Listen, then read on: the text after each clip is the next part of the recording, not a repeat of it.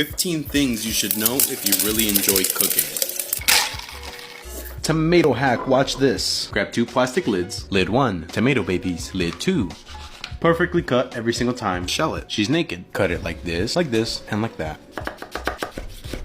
See, that wasn't so hard. The easiest way to cook corn. All you gotta do is throw this in the microwave for 3 minutes.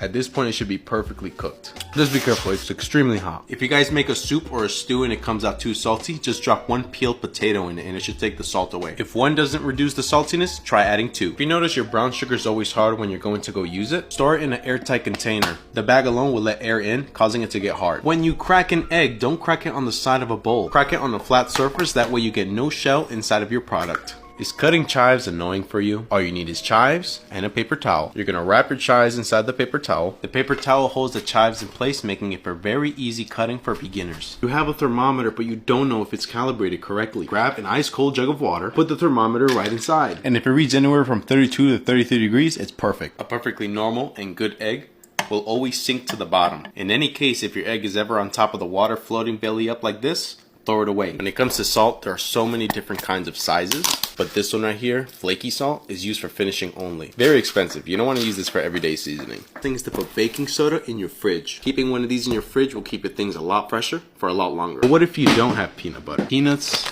and salt. Put your nuts right inside your blender. Just blitz away.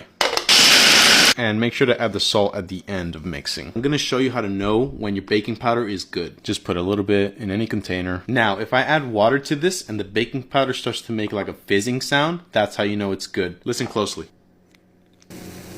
If you guys have flour and you want it to last a whole lot longer, it's a really good idea to put it in the freezer when you're not using it. That way bugs don't lay eggs in it and it literally lasts twice as long. Some people actually don't know that there are more than 1 size of salt and for different purposes. This is kosher salt. This is really good for all-purpose seasoning. You don't really have to think too much about it. But when you start to get into this really thick stuff, you really want to make sure you're not using this for everyday seasoning. Last tip, ice cream fixes everything.